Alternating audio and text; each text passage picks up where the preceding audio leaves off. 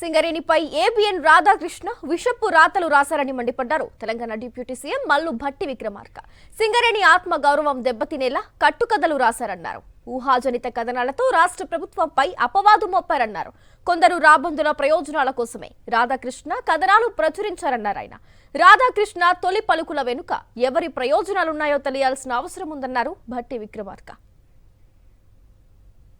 పెట్టుబడులు కట్టుకథలు విషపు రాతల రాధాకృష్ణ గారి తొలి పలుకులనే పేరుతో మొదలైనటువంటి కథనాలన్నీ ఒక తప్పుడు ప్రచారం, రాష్ట్ర ప్రభుత్వం పైన కావాలని నిందలు మోపటం, ఊహాగానాలతో కూడినటువంటి కథనాలు రాయటం, ఆ కథనాల్ని అల్లిపుచ్చుకుంటూ రోజుకు ఒక కథ వండి వార్చటం ఈరోజు జరుగుతాం. సింగరేణి సంబంధించిన ఆస్తుల్ని కాపాడాల్సినటువంటి వ్యక్తిగా వీటన్నిటిని చూస్తూ ఉంటే ఏ రాబందులు, ఏ గద్దలు, ఏ దోపిడీదారుల ప్రయోజనాల కోసమో ఈ కథనాలన్నీ వస్తున్నట్టుగా కనిపిస్తా ఉంది. చిన్నప్పుడు నేను ఎక్కడో వినేవాడిని, ఏ నినాదం వెనక ఎవరి ప్రయోజనాలు దాగున్నాయో అని. ఈ తొలి పలుకుల రాతల వెనక ఎవరి ప్రయోజనాలు దాగున్నాయో నాకు తెలియదు, కానీ ఇటువంటి రాతలతో తెలంగాణ సంబంధించినటువంటి అతిపెద్ద ప్రభుత్వ రంగ సంస్థ పైన నిందలు మోపే క్రమంలో ఈ రాష్ట్రానికి, సింగరేణికి నష్టం చేస్తున్నారన్న సంగతి మర్చిపోతా ఉన్నారు. రాధాకృష్ణ ఓ కథనం రాయగానే ఒకరు లేఖ రాశారని, మరొకరు స్పందించారని అన్నారు భట్టి విక్రమార్క. అటానమస్ సంస్థ అయిన సింగరేణి సొంత నిర్ణయాలు తీసుకుంటుందన్న ఇంగిత జ్ఞానం కూడా లేకుండా కథనాలు ప్రచురించడాన్ని తప్పుపట్టారు. హరీష్ రావు లేఖ రాయడం, కేంద్ర మంత్రి కిషన్ రెడ్డి స్పందించడం కూడా మంచిదే అన్నారు. ఈ వ్యవహారంపై విచారణ జరగడం వల్ల అసలు విషయాలు వెలుగులోకి వస్తాయని తెలిపారు. ఏబిఎన్ రాధాకృష్ణ నిజ స్వరూపం కేంద్రం విచారణతో బయటకొస్తుందని ధీమా వ్యక్తం చేశారు విక్రమార్క. సరే, రాధాకృష్ణ గారు సైట్ విజిట్ కండిషన్ అనేది సింగరేణిలో మొట్టమొదటిసారి భట్టి విక్రమార్క ఉప ముఖ్యమంత్రి అయిన తర్వాతనే ఆయనకు కావలసినటువంటి వాళ్ళకి అందించడం కోసం, పెట్టడం కోసం ఇది పెట్టాడు అని సరే నువ్వు ఊహించిందంతా రాసుకున్నావు, పర్వాలేదు. నేను ఎమ్మటే ఖండించాను.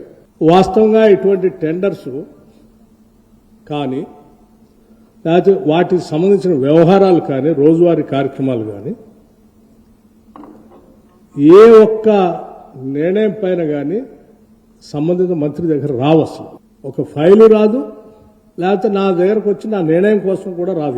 ఇది బోర్డు ఏర్పడి 105 yearsతో నడుస్తున్నటువంటి ఒక అటానమస్ సంస్థ. కనీసం విషయ పరిజ్ఞానం కొద్దిగా ఉన్నా, ఇంగిత జ్ఞానం ఉన్నా ఎవరైనా ఇది అర్థమైతే రాయం. వారం రోజులు వచ్చింది, ఈ లోపలనైనా వాస్తవాలు తెలుసుకొని సరే రాసింది పొరపాటో తప్పో ఇది జరిగిందని అనుకొని వారు అనుకుంటారని నేను అనుకున్నాను.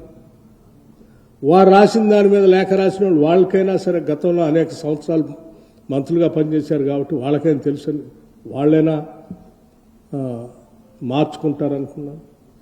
లేకపోతే ఈ లేఖ చూసిన ఆయనైనా స్పందిస్తారనుకున్నాను. హరీష్ రావు గారు లేఖ రాయటం మంచిదైంది, కిషన్ రెడ్డి గారు ఎంక్వైరీ చేయటం కూడా మంచిదైంది. నేనొక్కడనే వాస్తవాలు చెప్తే సరే ఏదో నేను రాధాకృష్ణ గారు మీద కోపంతో, ఆయన రాశాడు కాబట్టి ఆయన మీద కోపంతో నేను చెప్తున్నాడు అనుకుంటారేమో. పోనీ వారు లేఖ రాశారు, వారు ఎగ్జామిన్ చేస్తున్నారు, ఆ చేసే తంతు జరగాల్సిందే అని చెప్పి ఐ వెల్కమ్.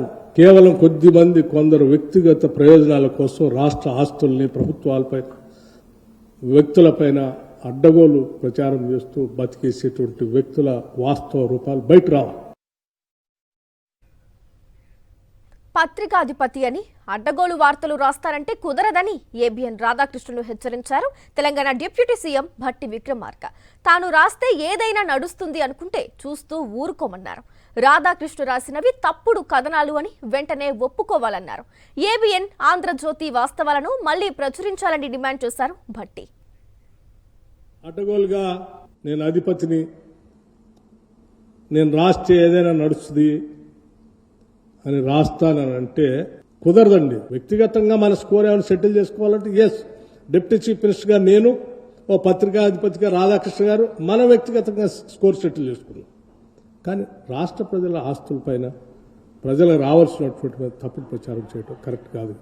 నేను పోగేసుకున్న నా వ్యక్తిత్వాన్ని నువ్వు ఒక్క రోజుతో ఒక్క కలంతో రాస్తా అంటే నేను చూస్తూ ఊరుకోవటానికి సిద్ధంగా లేదు. దయచేసి ఇప్పటికైనా మీరు, నేను వ్యక్తిగతంగా అడుగుతా ఉన్నాను, ఈ రాష్ట్ర ఉప ముఖ్యమంత్రిగా అడుగుతా ఉన్నాను, నేను రాసిన దాన్ని పొరపాటని మీరు తిరిగి వాస్తవాలన్నీ ప్రచురిస్తారని ఆశిస్తా ఉన్నాను.